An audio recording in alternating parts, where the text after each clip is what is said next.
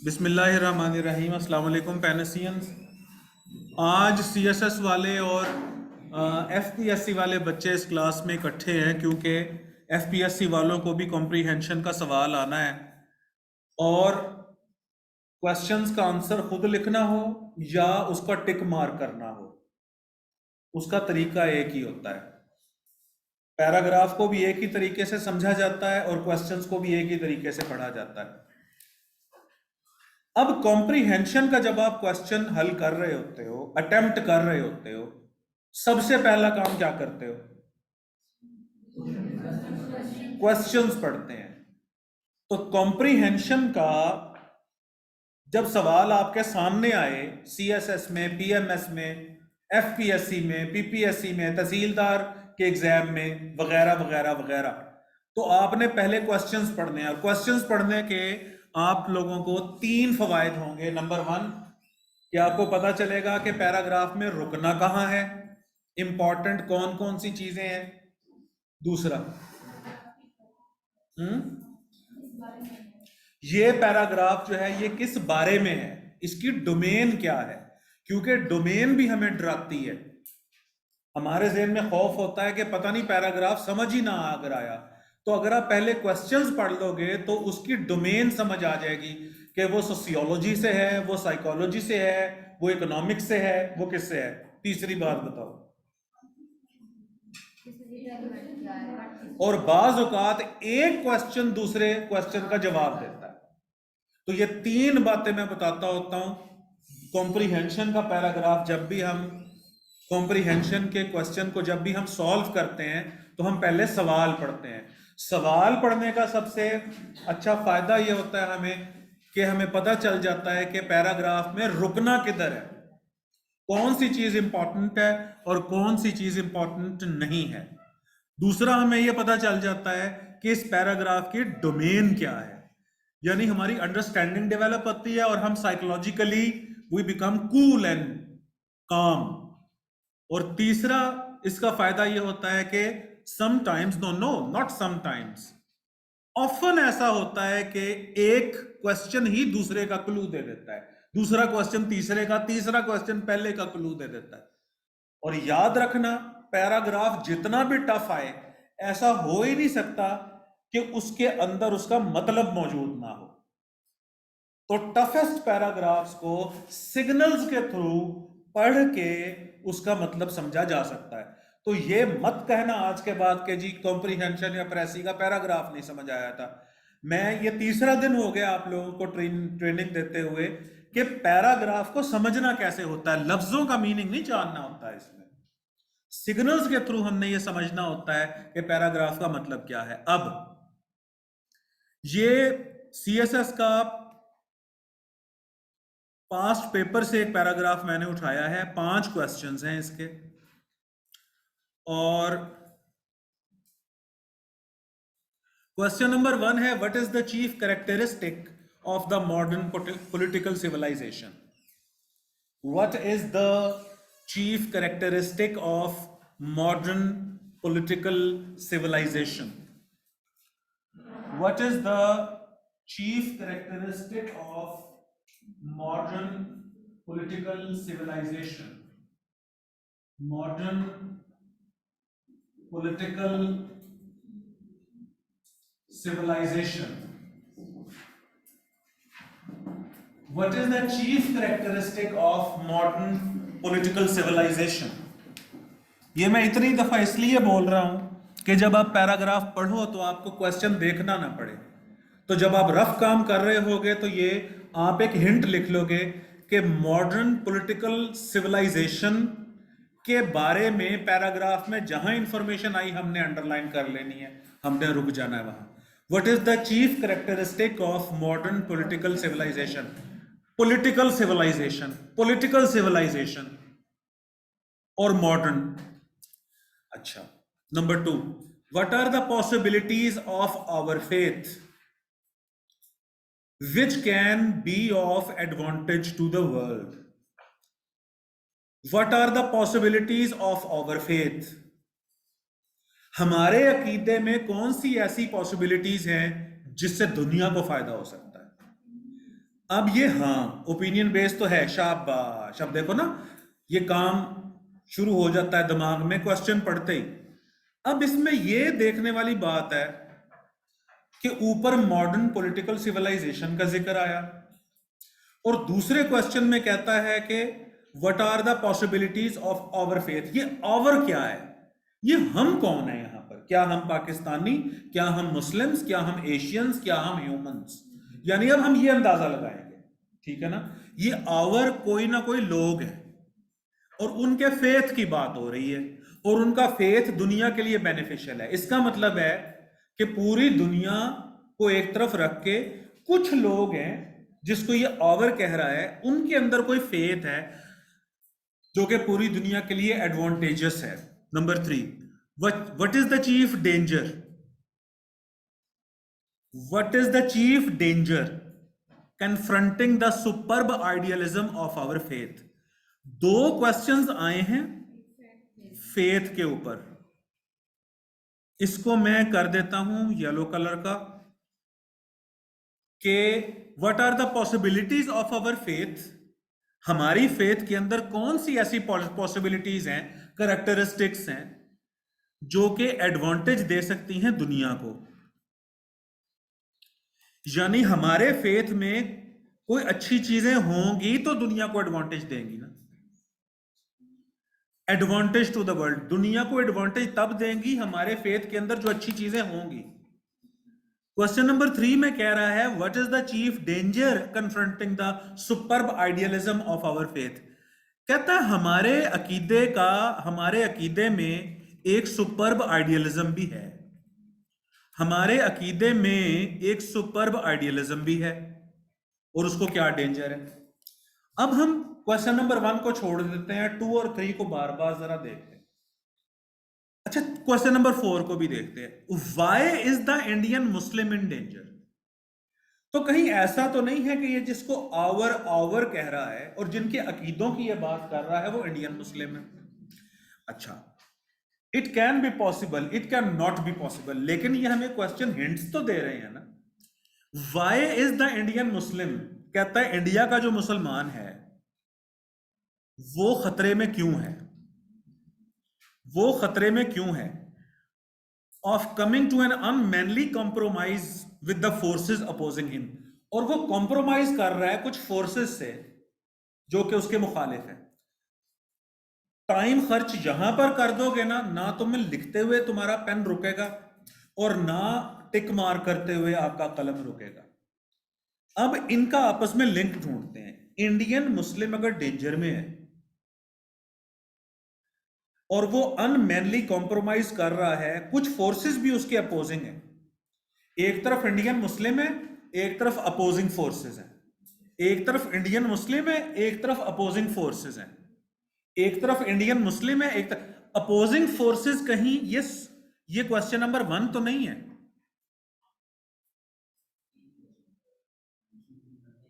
मेरी बात सुने चलें। एक तरफ इंडियन मुस्लिम है, एक तरफ अपोजिंग फोर्सेस है। इंडियन मुस्लिम का एक अकीदा है जो दुनिया को बेनिफिट दे सकता है, और उसी अकीदे के अंदर वो अकीदा खतरे में भी है। हम उल्टा पढ़ते हैं, इंडियन मुस्लिम डेंजर में है, अच्छा, और उसके अकीदे में एक सुपर्ब आइडियलिज्म है।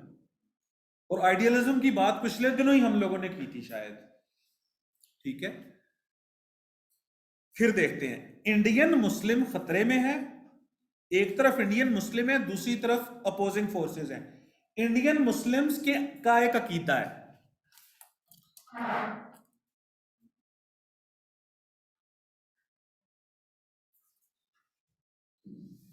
अब इनको ये ऑनलाइन वालों को मैं लिख के बता दूंगा, मैं आप लोगों को लिख के बता दूंगा, या उधर ही क्यों ना लिखो, खैर। ये देखो जी,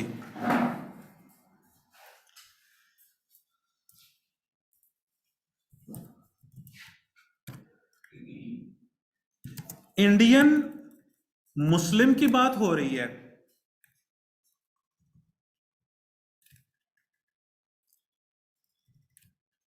अच्छा,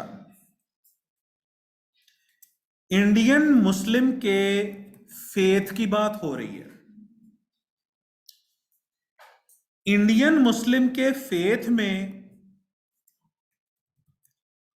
point number 1, point number 2, Indian Muslim का जो फेथ है उसके कुछ एडवांटेजेस हैं जिसके बारे में क्वेश्चन नंबर 2 में पूछा गया है कि what are the possibilities of our faith which can be advantage to the world. अच्छा, और इंडियन मुस्लिम का जो फेथ है उसके अंदर सुपर्ब आइडियलिज्म मौजूद है। सुपर्ब आइडियलिज्म, सुपर्ब आइडियलिज्म मौजूद है। क्वेश्चन नंबर 3 को पढ़ते हैं। What is the chief danger confronting the superb idealism of our faith. Indian Muslim के फेथ की अब दो शाखें बन गई, एक उसकी एडवांटेज और एक उसका डिसएडवांटेज। सुपर्ब आइडियलिज्म डिसएडवांटेज है, क्योंकि वो खतरे में है। What is the chief danger confronting the superb idealism of our faith. हाँ, आइए। अच्छा,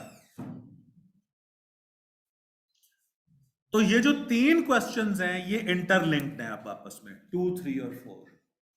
इंडियन मुस्लिम है, क्वेश्चन नंबर 4 को पढ़ना शुरू करते हैं। वो डेंजर में है, वो क्या खतरा है उसे, वो कॉम्प्रोमाइज कर रहा है। वो कॉम्प्रोमाइज किससे कर रहा है? कुछ फोर्सेस हैं जो उसके अगेंस्ट हैं। इंडियन मुस्लिम के कुछ फोर्सेस हैं जो उसके अगेंस्ट हैं। अब मेरा ज़हन ये कहता है कि वो फोर्सेस कहीं ये मॉडर्न पॉलिटिकल सिविलाइजेशन की तो नहीं है जो ब्रिटिश वाले लेके आए थे। हो सकता है, अभी तो आइडिया लगा रहे हैं ना, गैस लगा रहे हैं, हो सकता है। आइए, हो सकता है ये गलत बात हो। अब मुझे कम से कम ये 3 क्वेश्चंस तो समझ आए हैं। Question number 4, Indian Muslim danger में है क्योंकि वो कॉम्प्रोमाइज कर रहा है अपनी अपोजिंग फोर्सेस के सामने। इंडियन मुस्लिम खतरे में है क्योंकि वो कॉम्प्रोमाइज कर रहा है अपोजिंग फोर्सेस के सामने। नंबर 3, इंडियन मुस्लिम का जो फेथ है उसके अंदर एक सुपर्ब आइडियलिज्म है, वो भी खतरे में है। नंबर 2, लेकिन इंडियन मुस्लिम का जो फेथ है उसके अंदर कुछ पॉजिटिव पॉइंट्स भी है जो कि दुनिया के लिए बेहतरी लेकर आ सकते हैं। 3 क्वेश्चन समझ आ गए। क्वेश्चन नंबर 1 की नहीं मुझे अभी तक समझ आई, what is the chief characteristic of modern political civilisation. What is the chief characteristic of modern political civilisation. Modern political civilisation, इसको मैंने देखना है। Question number 5, explain the expressions and highlighted as highlighted underlined in the passage. 5वां सवाल हम and में करेंगे, वो जो उसने हाईलाइट किया हुआ है। चलो क्वेश्चन बताओ आप मुझे, मेन क्वेश्चन कौन से हैं। Number 1, chief characteristics of modern political civilization. Number 2, हमारी फेथ की कौन सी पॉसिबिलिटीज हैं जो दुनिया को बेनिफिट दे सकती हैं। नंबर 3, हमारे फेथ में एक सुपर आइडियलिज्म है जो कि डेंजर में है। ठीक है। नंबर 4, इंडियन मुस्लिम डेंजर में है क्योंकि वो कॉम्प्रोमाइज कर रहा है। चले अब पढ़ते हैं। These phenomena, however, are merely premonitions of a coming storm. कोई तूफान आ रहा है, मुझे फिनोमिना का मतलब नहीं पता, प्रीमोनिशन का मतलब नहीं पता, तो जरूरत क्या है जानने की। क्वेश्चन में इसको मायूट कर दो बेटे, मायूट।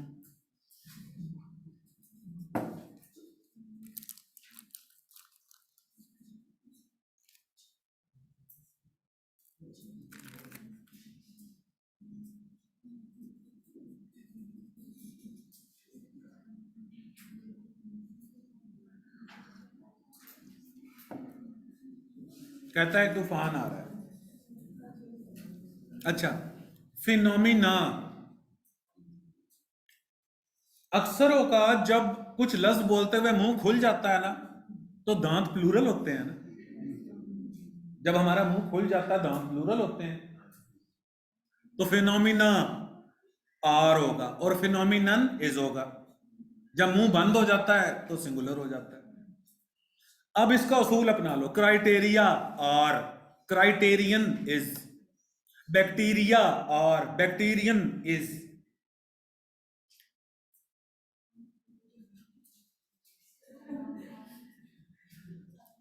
और कोई बताओ ऐसा? Criteria, bacteria, phenomena, errata. Errata का मतलब जो गलती होती है टाइपिंग में, और अरेटम। तो अरेटा आर और अरेटम। करिकुला, करिकुलम, करिकुला आर और करिकुलम इज। डेटा, डेटम, शाबाश, डेटा आर और डेटम इज। अब जरा बोलना शुरू, ये ऐसे ही एक ग्रामर का एक पॉइंट आ गया था जहन में। स्पेक्ट्रा, स्पेक्ट्रम, शाबाश। अच्छा बताओ जी। अच्छा तो फिनोमिना इज या आर? आर। और फिनोमिनन, क्राइटेरिया। हाँ, और हम कहते हैं इस चीज का क्या क्राइटेरिया है? क्या क्राइटेरिया है?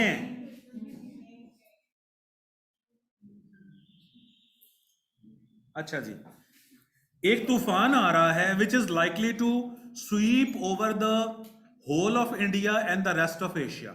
ये बात पक्की हो गई कि इंडिया के तनाजुर में कुछ मॉडर्न पॉलिटिकल पॉलिटिक्स का भी जिक्र होना है अंदर, सिविलाइजेशन का भी जिक्र होना है, मुस्लिम फेथ का भी जिक्र होना है, इस्लाम मुस्लिम्स की क्वालिटीज का भी जिक्र होना है। ये तमाम चीजें आ रही हैं और इसका टॉपिक है सोशियोलॉजी।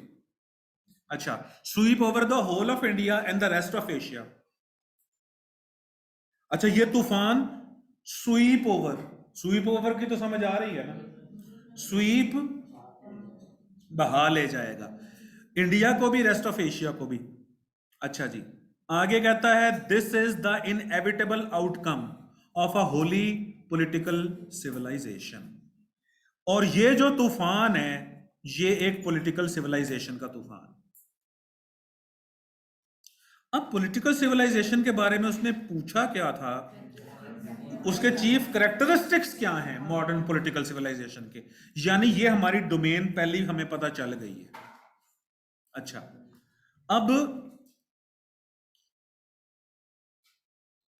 अच्छा अब मॉडर्न होल पॉलिटिकल सिविलाइजेशन का एक तूफान आ रहा है, और तूफान का हमें कैसे पता चला? ये है कमिंग स्टॉर्म से। इसको भी मैं येलो कलर का कर देता हूं। एक तूफान आ रहा है जो कि इंडिया को भी स्वीप ओवर कर लेगा और एशिया को स्वीप ओवर कर लेगा। अच्छा अब वो पॉलिटिकल सिविलाइजेशन है क्या? Which has looked upon man as a thing. जिसने, ये जो पॉलिटिकल सिविलाइजेशन जो नई आई है ये इंसान को एक चीज के तौर पर जान रही है, to be exploited, not as a personality to be developed. तो मॉडर्न पॉलिटिकल सिविलाइजेशन में मैन एक चीज है टू बी एक्सप्लॉइटेड। एक्सप्लॉइटेड का मतलब बताओ? इस्तेसाल करना, मिस यूज करना, एक्सप्लॉइटेड। ये जो मॉडर्न पॉलिटिकल सिविलाइजेशन है ये ह्यूमन को कह रही है, इंसान को कह रही है कि ये एक चीज है जिसको एक्सप्लॉइट किया जाएगा, एक्सप्लॉइट किया जाना चाहिए, not as a personality to be developed. Modern political civilization इंसानों को चीज समझ रहा है, थिंग टू बी एक्सप्लॉइटेड। यानी ये बंदे को बंदा ही नहीं समझ रहे। पर्सनैलिटी टू बी डेवलप्ड यानी not as a personality to be developed, नहीं समझ आ रही। मॉडर्न पॉलिटिकल सिविलाइजेशन मैन को एक थिंग समझ रही है कि इंसान कुछ भी नहीं है, मटेरियलिस्टिक सोच है। शाबाश, मटेरियलिज्म। अच्छा जी, man a thing to be exploited. देखें जी, modern political civilisation which has looked upon man, उसने इंसान को कैसे देखा है? A thing to be exploited, not as a personality to be developed and enlarged by purely cultural forces. कि इंसान तो ऐसी चीज है जो डेवलप होता है, कल्चरल फोर्सेस को डेवलप करती है, लेकिन मॉडर्न पॉलिटिकल सिविलाइजेशन उसकी डेवलपमेंट की बात ही नहीं करे। पॉलिटिकल सिविलाइजेशन जो अब इंडिया में आई है वो ह्यूमन को थिंग के तौर पर ले रही है, वो पर्सनैलिटी के तौर पर नहीं ले रही। अच्छा, the people of Asia are bound. अब एशिया के जो लोग हैं, the people of Asia are bound to rise against the acquisitive economy which the West has developed and imposed on the nations of the East. लो जी, political civilization इंसान को क्या समझती है? थिंग। और क्या नहीं समझती? Personality to be developed. अच्छा, अब the people of Asia are bound to rise against, अब वो बाउंड है टू राइज अगेंस्ट के वो बगावत करे इस इकोनॉमी की। ये कौन सी इकोनॉमी है? एक्विजिटिव इकोनॉमी का मुझे मतलब नहीं आता। ये जो भी इकोनॉमी है ये वेस्ट लेके आई है, उसने डेवलप की है और इंपोज कर दी है on the Nations of the east. तो पॉलिटिकल सिविलाइजेशन जो आई है वो अपने साथ एक ऐसी इकोनॉमी भी लेके आई है जो वेस्ट इकोनॉमी। हाँ चले, अब मैं यूं बात करता हूं। वेस्ट इंडिया में आया,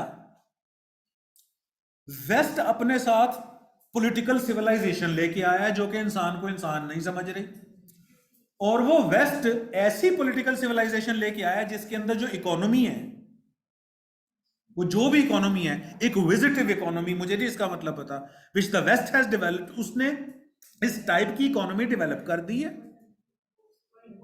और इंपोज कर दी है।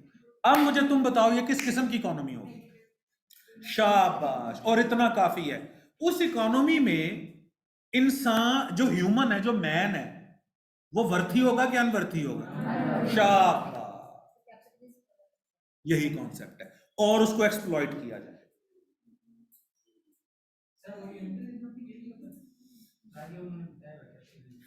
अच्छा चलें, ओरिएंटलिज्म इज टोटली डिफरेंट। अच्छा, एशिया, आगे पढ़ें अब। Asia can not comprehend modern western capitalism. और इस बेटे ने कहा कि सर आगे कैपिटलिज्म लिखा भी हुआ है। देखो ना, हम लोग रुक गए थे। ये मैं आगे क्यों नहीं पढ़ रहा, ये सिर्फ गेस वर्क करवा रहा हूं। तुम लोग तो बड़ी आसानी से पढ़ लोगे मेरा बच्चा इसको। आप लोगों की तो आई मूवमेंट चलनी है, आई मूवमेंट चलनी है और समझते जाना है। मैं इस तरह समझ, मैं एक बिलो एवरेज स्टूडेंट की तरह इसे देख रहा हूं जिसको फ्रेजेस का मतलब नहीं आता, जो के सेंटेंसेस पे ठहर जाता है और सोचता है, उसका गेस वर्क भी ठीक होता है। Asia can not comprehend modern western capitalism. तो modern western civilisation, modern political civilisation west लेके आया है। ये अपना एक पॉलिटिकल सिस्टम भी लाया है, अपना एक इकोनॉमिक सिस्टम भी लाया है। पॉलिटिकल सिस्टम और इकोनॉमिक सिस्टम दोनों में ह्यूमन की वर्थ नहीं है। और ये कैपिटलिस्टिक, और कैपिटलिज्म क्या चीज है ये मैं पढ़ाऊंगा तुम लोगों को डिटेल में, तो तुम लोगों को पता चल जाएगा। अच्छा, with its undisciplined individualism, modern western capitalism positive चीज है कि नेगेटिव चीज है? विद इट्स अनडिसिप्लिन्ड, जो वर्ड यूएन अन से शुरू होता है जनरली नेगेटिव होता है, जनरली, 100% नहीं। अनडिसिप्लिन्ड, अनप्रिंसिपल्ड इंडिविजुअलिज्म, ये अनडिसिप्लिन्ड इंडिविजुअलिज्म जो कुछ भी है ये एक नेगेटिव एस्पेक्ट है किसका? Modern political. तो ये कैरेक्टरिस्टिक्स अब उसके सामने आ गए कि मॉडर्न पॉलिटिकल सिविलाइजेशन का पहला कैरेक्टरिस्टिक ये है कि मैं बंदे को बंदा नहीं समझती। दूसरा कैरेक्टरिस्टिक्स ये है, चीफ कैरेक्टरिस्टिक्स यही है ना, पर्सनालिटी डेवलपमेंट की तरफ नहीं सोचती। नंबर 3, एक्सप्लॉइट करती है। शाबाश। नंबर 4, और इसकी इकोनॉमी एक्विजिटिव इकोनॉमी है, जो कि कैपिटलिस्टिक इकोनॉमी है, जो कि इंपोज हुई है ऊपर। 4 मेन कैरेक्टरिस्टिक्स हैं। अब और भी निकालोगे आप लोग, यानी उसने कहा था कि चीफ कैरेक्टरिस्टिक्स कौन से हैं, और नंबर भी इसके हैं टोटल 4। इस सवाल के नंबर हैं टोटल 4। तो मैं आप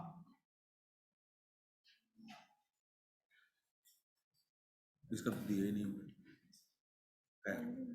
अच्छा,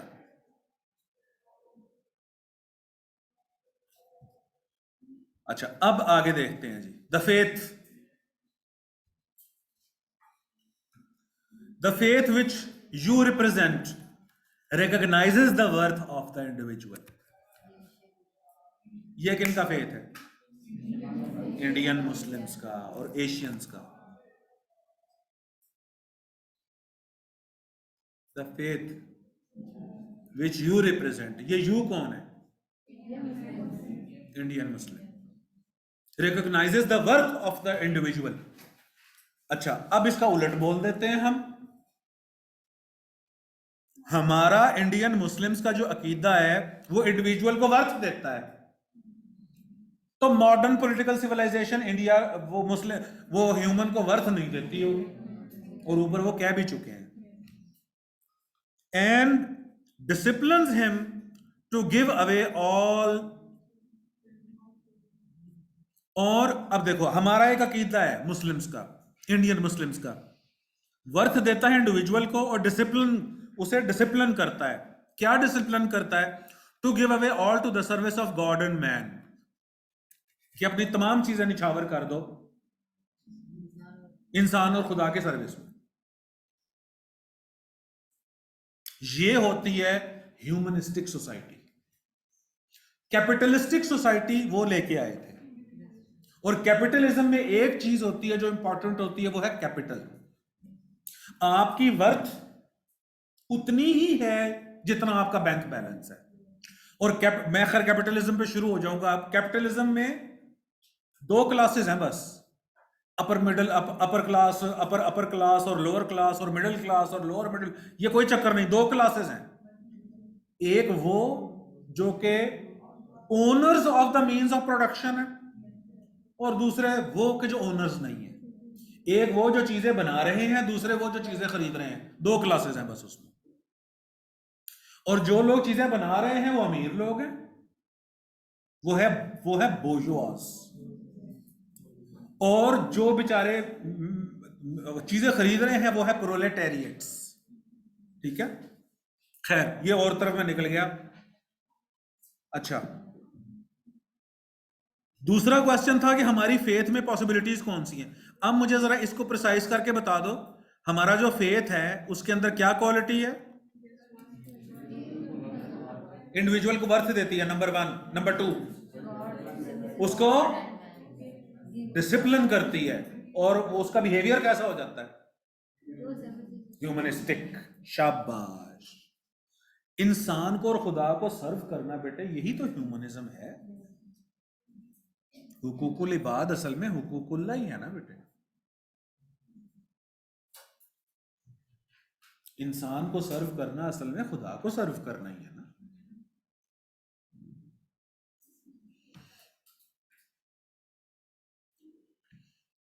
it's possibilities are not yet exhausted. हमारे अकीदे की पॉसिबिलिटी अभी एग्जॉस्ट नहीं हुई। एग्जॉस्ट नहीं हुई मतलब खत्म नहीं हुई तक ही नहीं। It can still create a new world. अब हमारी फेथ की क्वालिटीज पता, उसने क्वेश्चन नंबर 2 में क्या पूछा था? कौन सी पॉसिबिलिटीज है जो दुनिया को फायदा दे सकते हैं? अब कहता है हमारा जो अकीदा है, it can still create a new world. कैसा world? Where the social rank of man is not determined by his caste or coloured or the amount of dividend he earns, but the kind of by the kind of life he lives, where the poor tax the rich, where human society is founded not on the equality of stomachs but on the equality of spirits, where an untouchable can marry the daughter of the king, where the private ownership is a trust, where capital cannot be allowed to accumulate so as to dominate the real producer of wealth. अब तुम लोगों की चाहिए interpretation यहां पे। अब जो लिखा हुआ है ना ये नहीं बोलना, अब अपने कमेंट्स देने हैं। शाबाश, अभी ठहरो, अभी सोशल जस्टिस की पहला कमेंट आ गया। अब देखो एक दफा फिर पढ़ते हैं इसे। अब हमारी फेथ की क्वालिटीज क्या हैं? सोशल रैंक, इसको कलर करता जाता हूं मैं। Social rank of man is not determined by the caste और कलर और the amount of divided he earn. तो पहली बात आई है सोशल रैंक की। अच्छा, but by the kind of life he lives, the life he lives, where the poor tax the rich, जहां, खामोश हो जाओ, where the poor tax the rich, जहां गरीब लोग अमीरों से टैक्स ले सकते हैं। where human society founded not on the equality of stomachs but on the equality of spirits, equality of spirits है उनके अंदर, इक्वालिटी ऑफ स्टमक्स नहीं। अच्छा, where an untouchable can marry the daughter of the king. अच्छा, एक minute भी कोई ना बोले। Where the private ownership is a trust, where capital can not be allowed to accumulate, where capital can not be allowed to accumulate.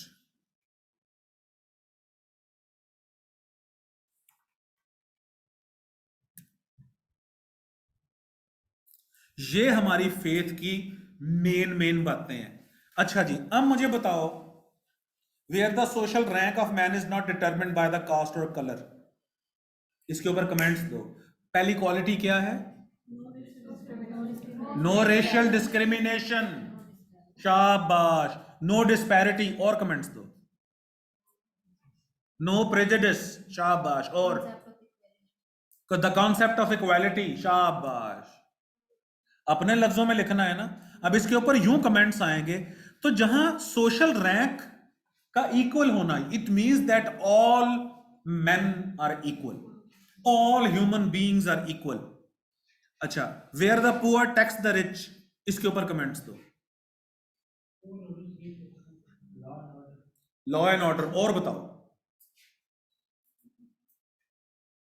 जहां democracy, शाबाश शाबाश। Where the poor, इसका मतलब यह हुआ कि सिर्फ गरीब ही टैक्स नहीं देंगे, अमीर भी टैक्स देंगे। और अमीरों, एक मिनट, अमीरों का दिया हुआ जो टैक्स है वो गरीबों पे लगेगा फिर। Where the poor can tax the rich, poor can tax the rich का मतलब है कि जो अमीर हैं वो अपना सरप्लस पैसा गरीबों पे लगाएंगे। अच्छा, अब कमेंट्स दो। शाबाश, कॉन्सेप्ट ऑफ वेलफेयर स्टेट, ये होती है welfare state. Very good, very good comments. और बताओ। सोशल हार्मनी, और बताओ। Equal rights, rule of law, शाबाश। पुअर एंड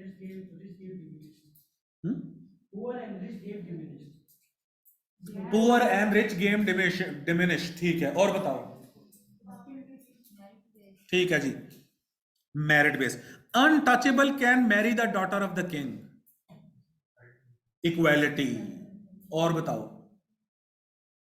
बताओ बताओ बताओ। ब्रदरहुड, और बताओ।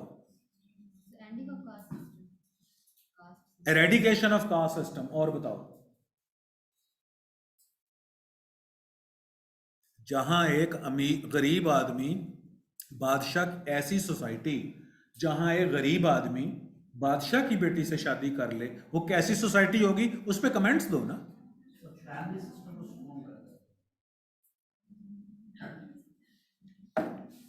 ऐसी सोसाइटी जहां पर एक इंतहाई गरीब आदमी अमीर आदमी की अमीर आदमी की बेटी से शादी कर सकता है, वो कैसी सोसाइटी होगी?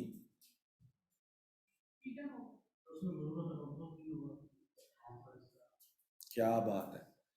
That society is ideal society तो है, मैं टैग देना चाह रहा हूं उसको, free from racial discrimination, economic discrimination, class discrimination,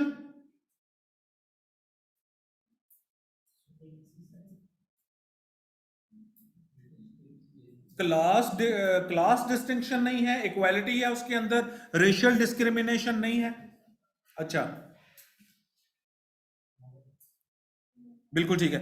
अच्छा, capital can not be allowed to accumulate, और जहां सरमाया इकट्ठा नहीं हो सकता, क्या है वो? डेमोक्रेसी। जी, ऑल मैन आर इक्वल। तो हमारी फेथ की ब्यूटी, अब गिनवाना शुरू करो कि कौन कौन सी क्वालिटीज हमारे फेथ में। Equality number 2, morality number 3, social justice number 4,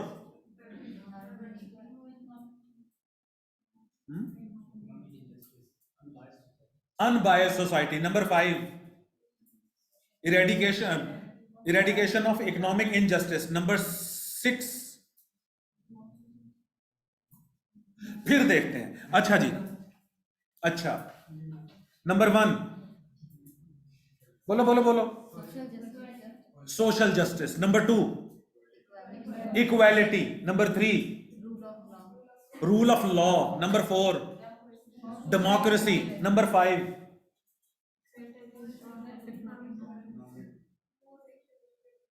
no racial discrimination number 6। लिख लेंगे ना आप, खुद ही लिख लेंगे। Acceptance of the equality, yes. Rationalism तो हो गया ना, वो तो कॉन्सेप्ट है कि आप हर चीज को दलील और मंतक से मानो। रेशनलिज्म तो हम कहते हैं कि mind is the final authority. यहां तो माइंड का काम ही नहीं चल रहा, लॉजिक तो है ही नहीं। वैसे तो ये तो रेशनलिज्म के तो खिलाफ जाती है बात कि बादशाहजादे को तो बादशाहजादी से शादी करनी चाहिए, फिर वेलफेयर स्टेट है, ठीक है ना। एक शहजादी ने एक मरासी से शादी कर ली ना, तो बादशाह को गुस्सा आया, उसने कहा कि तूने मरासी को बुला के कहा कि तूने शादी कर ली। शहजादी आगे से कहती है कि बादशाह सलामत, इसने तरले ही इतने डाले थे, मैं रेजिस्ट नहीं कर सकी। वही कहते हैं ना, मौला तेनों खुश रखेगा, ए दे ये। और इनका जो तरीका कार है बोलने का, और जो एक स्पेशल किस्म के फकीरों का तरीका कार है, ए बीबी अल्लाह तेनू हज करावे, ऐसे ही ये करते हैं।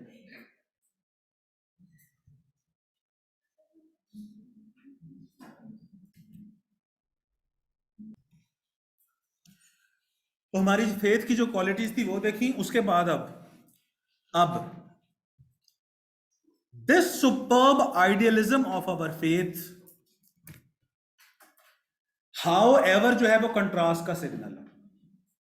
हाउ एवर से पहले जो बात की जाएगी, हाउ एवर के बाद में उसके उलट बोला जाएगा। तो हाउ एवर से पहले, हाउ एवर से पहले हमारी फेथ की क्वालिटीज बताई गई है ना, तो हाउ एवर के बाद ये है हमारा सिग्नल। आगे कुछ भी लिखा होगा तो आप लोगों को पहले से ही पता हो जाना चाहिए कि हाउ एवर के बाद अब नेगेटिव पॉइंट्स होंगे हमारे फेथ के। हमारे इंडियन मुस्लिम के फेथ में इक्वालिटी थी, ब्रदरहुड था, जस्टिस था, कास्ट सिस्टम को खत्म करने की बात थी, ये सारी क्वालिटीज थी। ये अगर दुनिया को मिल जाए तो एक रेवोल्यूशन आ जाए। इसमें कौन सी बात छुपी हुई है? एक ही सफ में खड़े हो गए महमूद अयाज, ना कोई बंदा रहा ना कोई बंदा नवाज। तो ये इक्वालिटी, बेसिकली ऊपर इक्वालिटी की बात की गई है। इकोनॉमी को इकोमुलेट नहीं होना, इकोनॉमी जो पैसा है वो इक्वल डिस्ट्रीब्यूट। ज़कात सिस्टम कितना बड़ा सिस्टम है, ठीक है। खैरात का सिस्टम कितना बड़ा सिस्टम है। अब हाउएवर के बाद इसके उलट होगा, कहता है this superb idealism of our faith needs emancipation from the medieval fancies and theologians and logists कख नहीं समझ आई. However, needs emancipation from the medieval fancies of theologians and logists. नहीं समझ आई. बहरहाल ये कोई नेगेटिव बात ही है. अब आगे बढ़ते हैं. Spiritually, we are living in the prison house of our thoughts and emotions. ये पहली नेगेटिव बात. देखो, जो बात हाउएवर के बाद समझ नहीं आई छोड़ दी मैंने. मुझे इतना समझ आ गया कि ये नेगेटिव बात है. हम spiritually we are living in the prison house. हमें कैद खाने में रह रहे हैं थॉट्स और इमोशंस. हमारी सोचें, हमारे इमोशंस ही कैद खाना है. Which during the course of centuries we have woven around ourselves. और हमने अपने इर्द गिर्द सोचों का और इमोशंस का ताना बाना बुन लिया. ये बात समझ आ गई.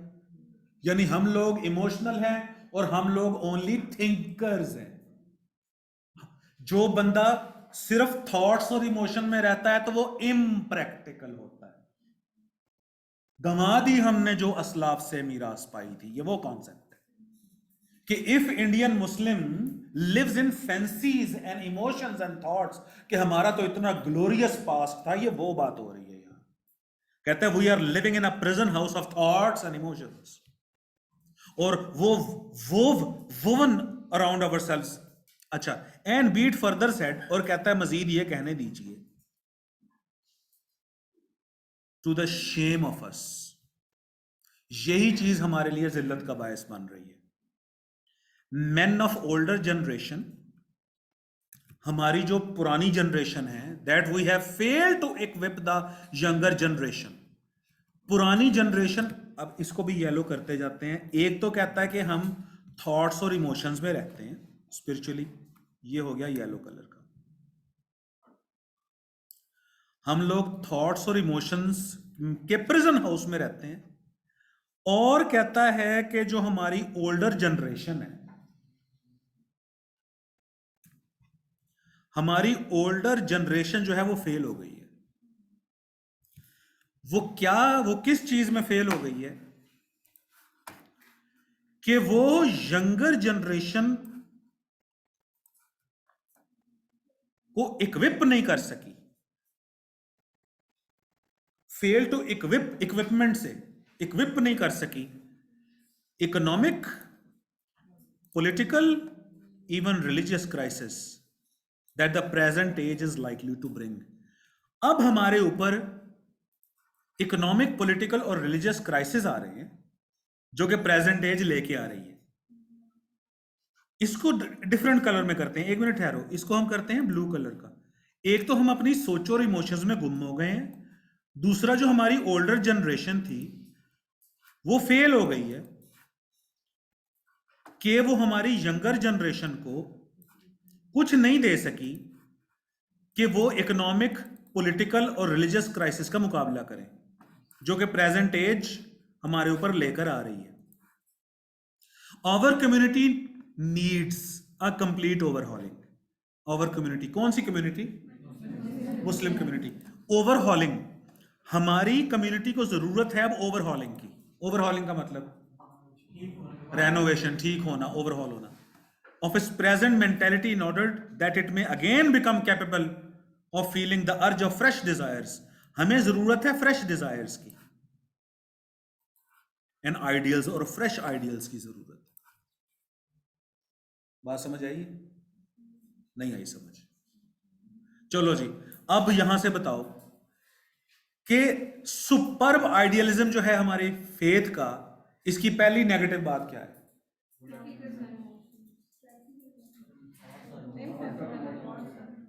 We live in thoughts and emotions and we are not practical. इसका दूसरा प्रॉब्लम क्या है? जनरेशन, हमारी ओल्ड जनरेशन ने नई जनरेशन को ट्रेन नहीं किया. किस लिए ट्रेन करना था? कि वो इकोनॉमिक, पॉलिटिकल और रिलीजियस क्राइसिस से निपटे. अच्छा, और हमें जरूरत क्या है आज? फ्रेश डिजायर्स और आइडियल की. इसे उलट बोलो, हमारे अंदर वीकनेस क्या है?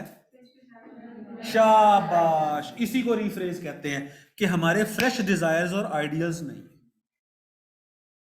अब फिर नेगेटिव पॉइंट्स बोलो। नंबर 1 बोलो, हम लोग इम्प्रैक्टिकल हैं, थॉट्स और इमोशंस में रहते हैं। Number 2, new generation is not well trained. Number 3, lack of fresh desires and ideas. हमारी तो डिजायर ही कोई नहीं है। पूरे मुल्तान में ये बच्चा बैठा है जो सीएसएस करना चाहता है, गुलामाना जहन बना दिया हुआ है। खैर ये और बहस शुरू हो जाएगी। और हमारे आइडियल्स भी तो देखो कौन है, टिकटॉकर्स, एलेक्स भट्टी, अली हैदराबाद। ये लो, ये आइडियल्स है, ये लिखा हुआ आइडियल्स, ये लो, ये देखो, ये आइडियल्स हैं हमारे।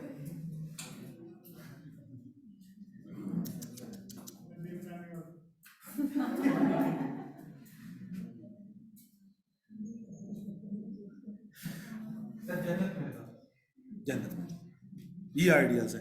तो कहता है कि हमें जरूरत है फ्रेश डिजायर्स की, फ्रेश आइडियल्स की।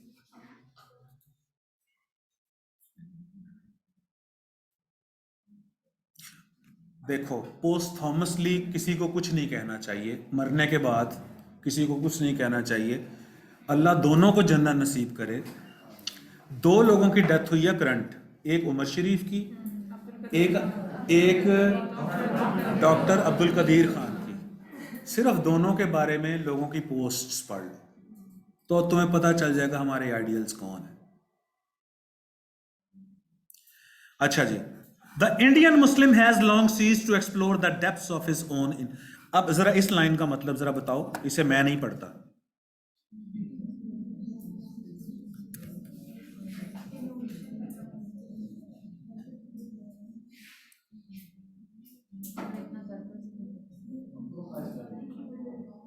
Indian Muslim has long ceased, Indian Muslim cease हो चुका है, इंजन सीज नहीं हो जाता, सीज हो चुका है क्या, टू एक्सप्लोर द, अपनी इनर सेल्फ को एक्सप्लोर नहीं कर पा रहा। इनर सेल्फ से क्या मुराद है, खुदी से क्या मुराद है, क्वालिटीज मेरा बच्चा, क्वालिटीज। इकबाल का जो कॉन्सेप्ट ऑफ खुदी है वो क्वालिटीज हैं। सेल्फ एक्चुअलाइजेशन क्या, वो क्वालिटीज हैं। सादा सादा देसी लफ्जों में मैं तुम्हें बताऊं, फलसफियाना गुफ्तगू करने हो तो फिर हम इकबाल की खुदी पे बात करते हैं कि वो क्या है, सादा लफ्ज है। हमारी ओन इनर लाइफ में एक्सप्लोर ही नहीं कर पा रहे। The result is that he has ceased to live in the full glow and colour of life. इसका मतलब बताओ, रिजल्ट क्या निकला?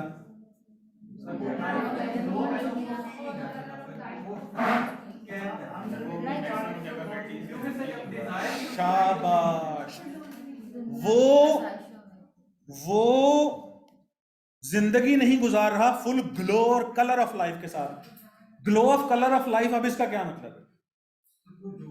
और जोश तरीके से जिंदगी नहीं गुजार रहा। और कैसे जिंदगी नहीं गुजार रहा?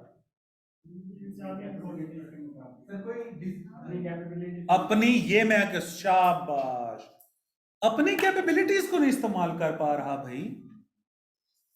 हर किसी ने ठेका तो नहीं उठाया हुआ कि वो अच्छा बोले, हर किसी ने ठेका तो नहीं उठाया हुआ कि वो अच्छा नजर भी आए।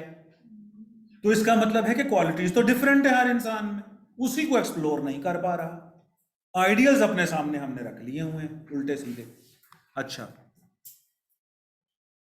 कॉन्सिक्वेंटली अब इसका नतीजा, अच्छा अब इसका नतीजा कोई पॉजिटिव होगा कि नेगेटिव होगा?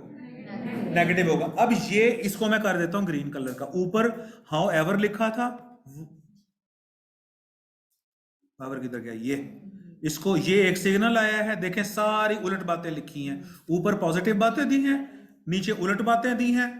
अब कॉन्सिक्वेंटली, अब बताओ कि जो नेगेटिव बातों के बाद क्या कॉन्सिक्वेंसेस निकलेंगे इसके, पॉजिटिव के नेगेटिव? आगे सारी बातें यही होंगी। इसकी कॉन्सिक्वेंस ये निकल रहा है, in danger of unmanly compromise with the force, लिहाजा वो कॉम्प्रोमाइज कर रहा है।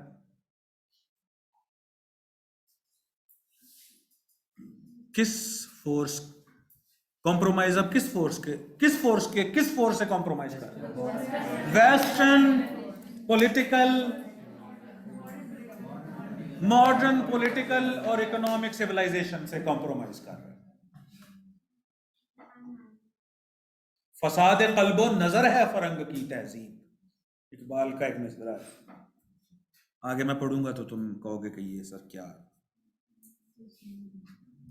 कि रूह जिस मदनियत की रह सकी ना अफीफ, रहे ना रूह में पाकीज़गी तो है ना पैद, ज़मीरे पाको ख्याले बुलंद ज़ौक़े लतीफ़।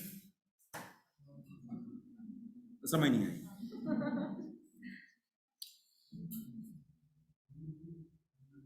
रहे ना रूह में पाकीज़गी तो है ना पैद, ज़मीरे पाको ख्याले बुलंदो ज़ौक़े लतीफ़। ज़मीरे पाको, ज़मीर, मॉरलिटी क्या है? डेफिनेशन मॉरलिटी की, the difference between good and evil, अच्छाई और बुराई को पहचानना, ये मॉरलिटी है। ज़मीर पाको, ख्याल बुलंद, बुलंद सोचना। हमारी सोच जाती है ज्यादा से ज्यादा अमेरिका, ग्रीन कार्ड, अमेरिका जाएंगे यार। हाँ, टेक्नोलॉजी का हब भी अमेरिका पूरी दुनिया में। इसका मतलब ये अपना घर छोड़ के उधर चले जाए। सर अपॉर्चुनिटीज नहीं है, आप यहाँ पर सर कोई ग्रो ही नहीं करने देता। आप करो ना अपॉर्चुनिटीज पैदा। सर आप यहाँ पर एक जरा फाइल लेके जाए बिजनेसमैन के पास, सुनते ही नहीं सर आपकी। बिजनेसमैन खुद बनो ना,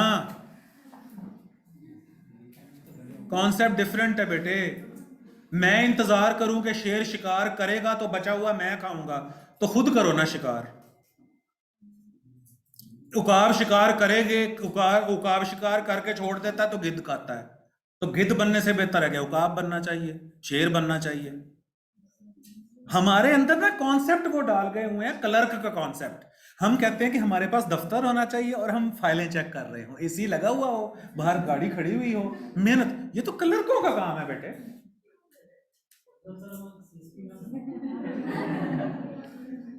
बनो, जरूर बनो, जरूर बनो।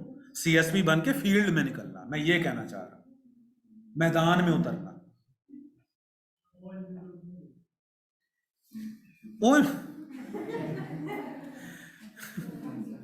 ओएमजी ग्रुप तो मतलब बड़ा अच्छा ग्रुप है। तो कोई भी फाइल आती है कहते ओएमजी, ओ माय गॉड। अच्छा जी,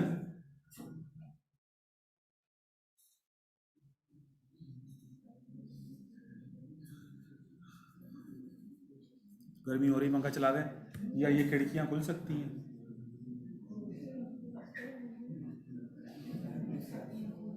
लॉक्ड है। चलें जी, इसे मैं कंप्लीट करता हूं, बस पंखा चला दें। पंखा चला दो बेटे।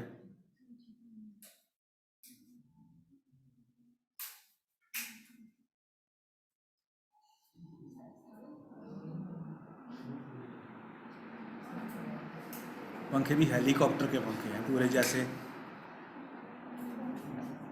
अच्छा जी,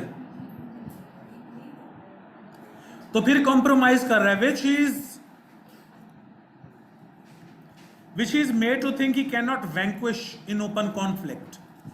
अच्छा मेरी बात सुनो जी, कॉन्सिक्वेंटली वो कॉम्प्रोमाइज कर रहा है, इसको मैं कर देता हूं येलो कलर का। वो कॉम्प्रोमाइज कर रहा है, which he is made to think he can not, और वो ये सोच रहा है कि मैं नहीं कर सकता। मैं आगे लफ्ज नहीं समझ आ रहा, vanquish in open conflict, he can not, उसके अंदर ये बात पैदा हो गई है कि I can not do this. Signals ही देखने हैं ना, आगे चलते हैं। He who desires to change an unfavour, अब इसका मतलब जरा तुम बताओ, लो पढ़ो।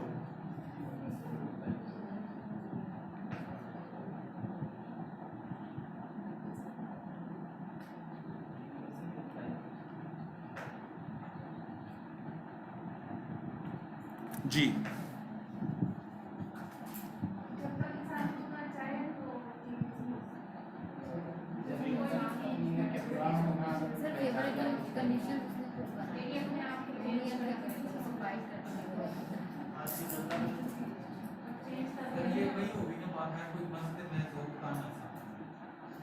हाँ, he who desires to change an unfavourable environment, जो अनफेवरेबल एनवायरमेंट को चेंज करना चाहता है, must undergo a complete transformation of his own inner being, तो अपने अंदर से चेंज लेकर आए. God changes not the condition of a people. A people क्या मतलब? पीपल तो प्लूरल नहीं होता, लेकिन कहीं पर आ पीपल देखो तो उसका मतलब होगा nation. Chinese are a hard working people, मतलब Chinese are a hard working nation. तो पीपल के साथ अगर ए लगा हो तो उसका मतलब लोग नहीं होगा, कौम होगा.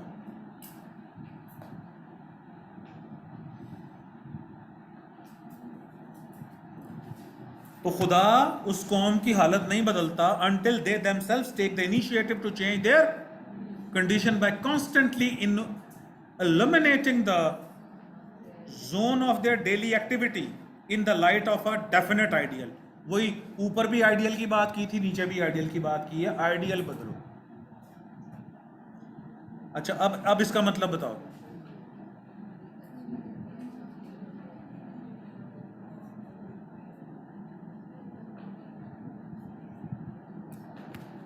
Nothing can be achieved without a firm faith in the independence of one's own inner life.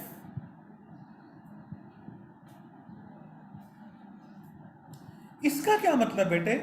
Faith in the independence of one's own inner life.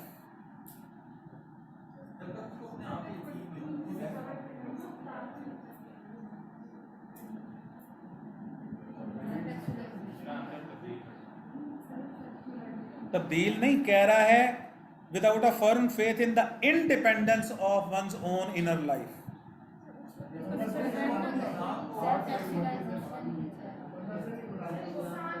हाँ, शाबाश. जहनी गुलामी किसने दी थी? अंग्रेजों ने दी थी. वेरी गुड, जिंदाबाद. तो ये इंडिपेंडेंस ऑफ इनर लाइफ का ये मतलब है. तो कह रहा है कि ये जो वेस्टर्न पॉलिटिकल इकोनॉमिक सिविलाइजेशन है, इससे आजादी चाहिए. The faith alone keeps a people's eye fixed on their goal and save them from perpetual vacillation. अच्छा अब ना कुछ कोई जुगाड़ लगाओ इस लाइन को समझ के, परपेचुअल वैसिलेशन का मतलब समझा दो.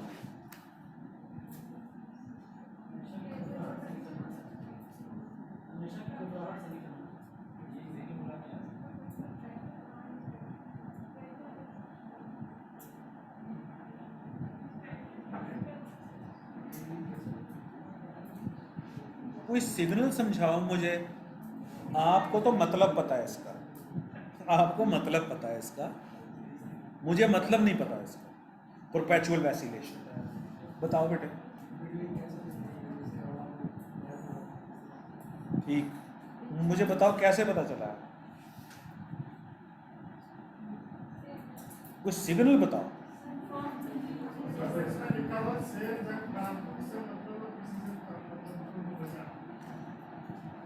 बचाना. The faith alone keeps people's eye fixed on their goal and save them from.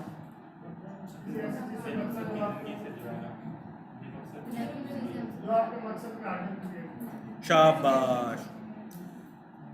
पहले लफ्ज आया फिक्स्ड का, तो इसके बाद में जो चीज होगी वो अनफिक्स्ड होगी ना. पहले चीज faith alone keeps people's eye fixed on their goal, तो ये डिटर्मिनेशन की बात हो रही है. और किस चीज से बचेगा? अनडिटर्मिन्ड होने से. तो परपेचुअल वैसिलेशन का मतलब है अनरेस्ट. यानी अगर सेव, ये देखो यहां पर एंड सेव देम, ये सिग्नल है. ये लो, ये सिग्नल है. ये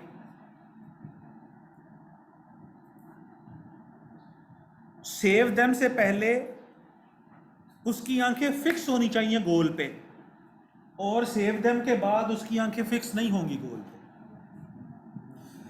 सेव देम से पहले वो डिटरमिन्ड होगा, और बचेगा किससे? अनडिटरमिन्ड होने से.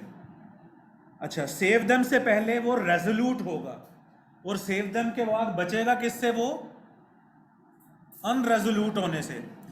अच्छा, सेव देम से पहले वो ब्रेव होगा, तो सेव देम के बाद वो बचेगा किससे? कॉवर्डनेस से। अच्छा, सेव देम से पहले उसका जो गोल है फिक्स्ड होगा, और सेव देम के बाद जो उसका गोल है वो फिक्स नहीं होगा, हेजिटेंट होगा। तो अब वैसिलेशन का मतलब हेजिटेशन है। Signals the lesson that past experiences has, खैर लिखने वाले की अपनी मर्जी है, पास्ट एक्सपीरियंस जो है ये एक्सपीरियंस होता ही पास्ट है। अच्छा, the lesson that past experiences has brought to you must be taken to heart, मतलब बताओ इसका।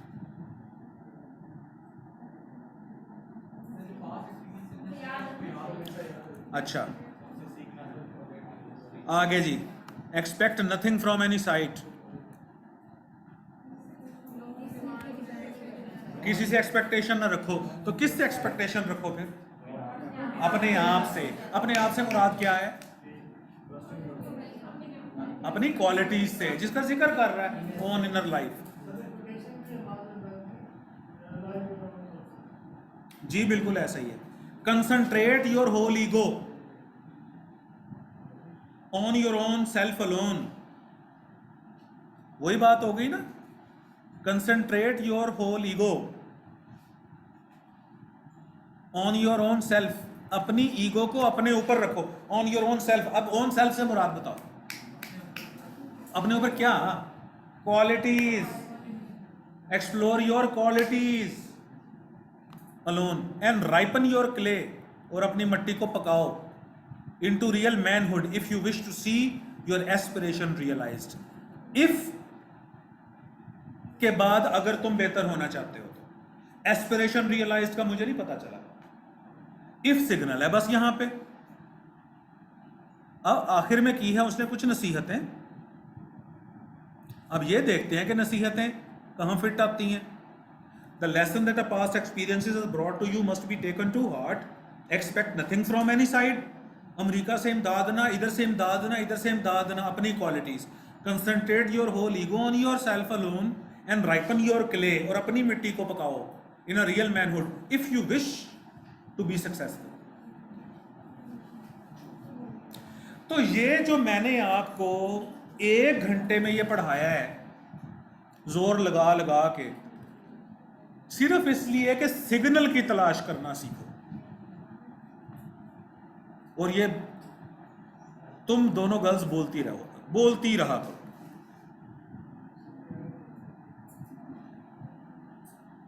अच्छा,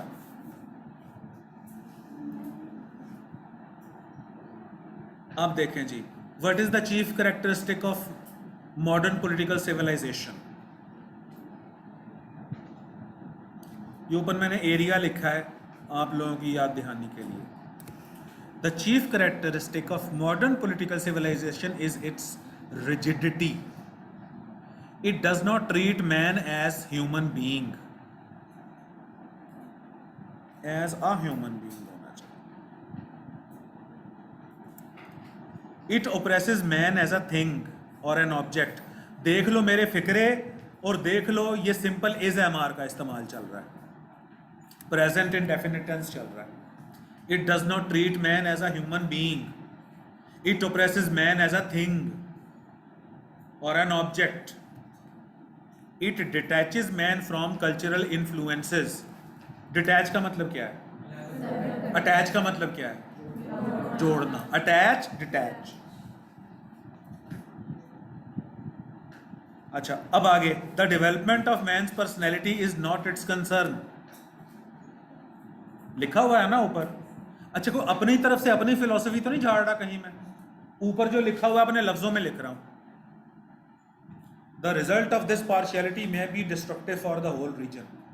ये एंड में अपनी चबल मारी है मैंने। पहला point, chief characteristic of modern civilisation is rigidity. Rigid है, ये रिजिड क्यों कहा है मैंने उसको? उसने बीइंग को मतलब एक तरह से फिक्स। शाबाश, ह्यूमन बीइंग को एक फिक्स तरीके से देखती है। अच्छा, फिर मैंने कहा it does not treat man as a human being, ये भी लिखा हुआ है। फिर मैंने कहा it oppresses man as a thing. Oppresses का मतलब प्रेसेस, ऑप्रेसेस प्रेसेस, नॉट और हाँ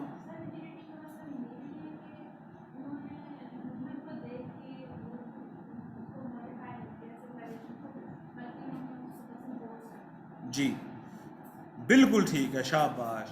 कि ह्यूमन को देख के बहुत अच्छी बात की है कि ह्यूमन को देख के वो फ्लेक्सिबिलिटी नहीं लाए, वो कैपिटलिज्म उन्होंने इम्पोज कर दिया। शाबाश, गुड गर्ल। अच्छा, number 2, what are the possibilities of our faith? Yes,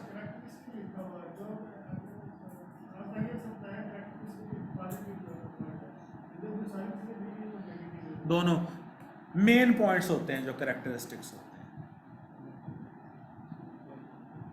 हैं। सॉलिड के करेक्टरिस्टिक्स क्या हैं? लिक्विड के करेक्टरिस्टिक्स क्या हैं? इसका ये तो मतलब नहीं कि हमने लिक्विड की तारीफें करनी, लिक्विड बड़ा खूबसूरत होता है। हाँ हाँ,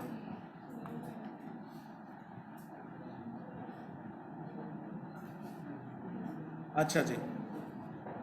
अब दूसरा क्वेश्चन था what are the possibilities of our faith which can be advantage to the world. अब ये जवाब देखो,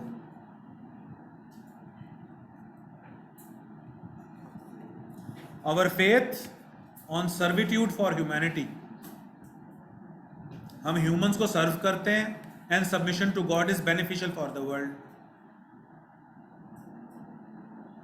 आसान लफ्जों में लिखो, ये मुश्किल है वही ना, ये असल में ये मुख्तलिफ शहरों में फैलने होते हैं नोट्स, तो मैंने फिर ड्रामेबाजी अपनी करनी होती है इसमें। दिस फेथ ब्रिंग्स इक्वालिटी, ये ठीक लिखा है। पार्शियलिटी, ये ठीक लिखा है, ये आप लोगों ने ही बोले हैं सारे। कंपैशन, ये ठीक लिखा है। Justice and equal distribution of power, ये ठीक लिखा है। Power and wealth, equal distribution of power and wealth, wealth भी कर देता हूं, पावर एंड वेल्थ। अच्छा, such a system protects the rights of weak and rejects the supremacy of the rich, ठीक है, ये ठीक लिखा है। अच्छा, our belief in human spirit can promote a culture of peace and contentment in the world. कह रहा था ना हमारे फेथ से दुनिया को क्या बेनिफिट मिल सकता है। तो अगर दुनिया में आ गई इक्वालिटी, अब ये देखो, नंबर 1 इक्वालिटी, नंबर 2 इम्पार्शियलिटी, ऊपर यही बातें की गई है ना। अच्छा, तीसरा कंपैशन, उसके बाद जस्टिस, उसके बाद equal distribution of power and wealth. अच्छा, उसके बाद ये ऐसा सिस्टम होता है कि वीक के राइट्स को प्रोटेक्ट किया जाता है और सुपरमेसी रिच की खत्म की जाती है। अब अगर ये बिलीफ दुनिया में क्या करेगा, एक culture of peace and contentment, अमन पैदा होगा दुनिया में। इक्वालिटी अमन की तरफ लेके जाती है, इम्पार्शियलिटी अमन की तरफ लेके जाती है, कंपैशन अमन की तरफ लेके जाता है, जस्टिस अमन की तरफ लेके जाता है। इक्वालिटी ना हो तो अनरेस्ट पैदा होता है, पार्शियलिटी हो तो अनरेस्ट पैदा होता है, कंपैशन ना हो तो अनरेस्ट पैदा होता है, इनजस्टिस हो तो अनरेस्ट पैदा होता है। तो इन सब का बेनिफिट जो दुनिया को मिलना है वो अमन की सूरत में मिलना है। उजाला जागो बेटे।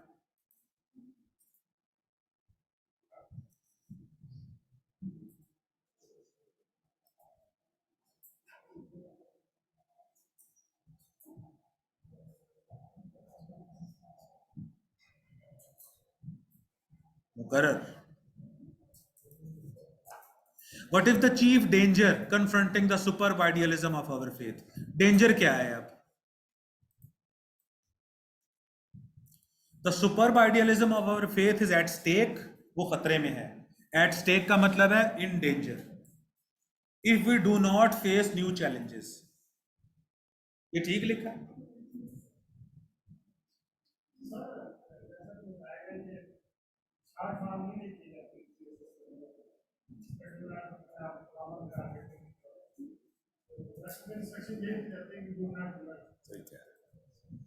बिल्कुल ठीक है. If we do not face new challenges, we live in fancies and are ruled by emotions. Traditional fantasies still encircle us. Our old concepts are unable to give the solution of economic, political, and religious crises we encounter. If we do not transform our outlook and address the current issues, the superb idealism of our faith would not be able to strengthen our new generation. इसके बड़े आसान सा जवाब है. सवाल क्या था? Chief danger confronting the superb idealism of our faith.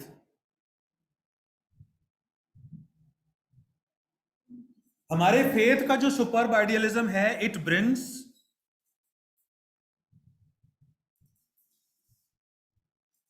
it can bring chaos because we are not ready to face new challenges. We are impractical. Traditional fantasies लिखा हुआ है ना यहाँ में, still encircle us. इसका मतलब है we are still impractical. We think and think and think a lot and practically do nothing. आखिरी सवाल बस. Why is the Indian Muslim in danger of coming to an unmanly compromise with the forces opposing him? Danger में क्यों है? Lack of self-actualization may bow the Indian Muslim down before the opposing forces. The Indian Muslim is lethargic. Lethargic का मतलब lazy है.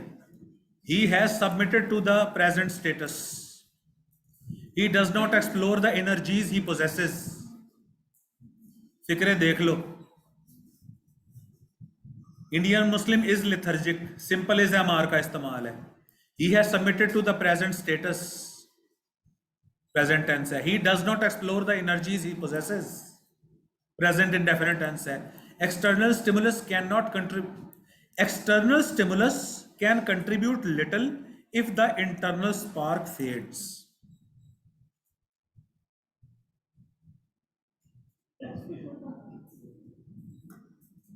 हिकमत को ऐसे expressions अच्छे लगते हैं.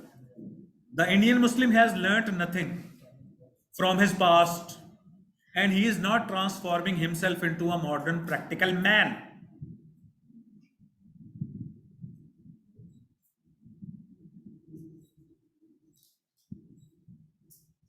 यही आपका होमवर्क है. अब इन सवालों का जवाब अपने लफ्जों में लिख के लाओगे तुम लोग कल, और वो जो असाइनमेंट्स होंगी आपकी, वो टिकट्स होंगी अंदर दाखिल होने की.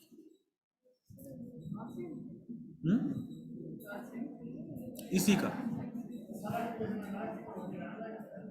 हाँ? बाकी ये इसके मीनिंग मैंने लिखे हुए हैं, ये आप पढ़ लेना.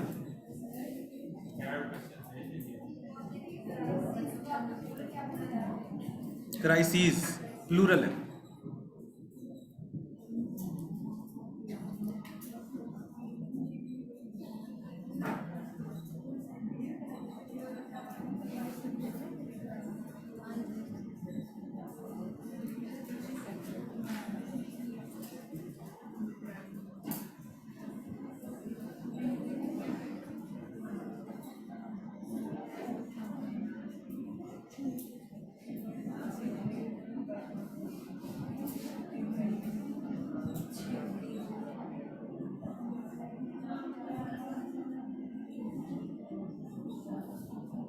SIS सिंगुलर होता है और SES प्लूरल होता है.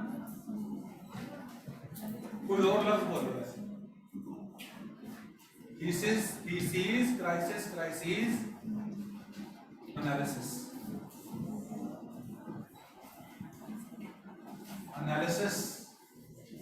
सिंगुलर. यानी बहन एक ही हो तो ठीक, ज्यादा हो तो लड़की. Singular system.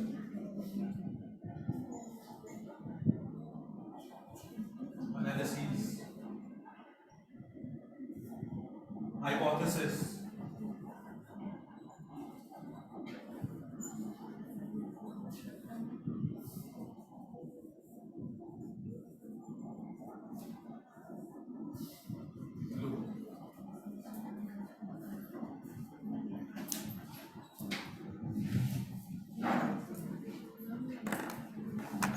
चैलेंज।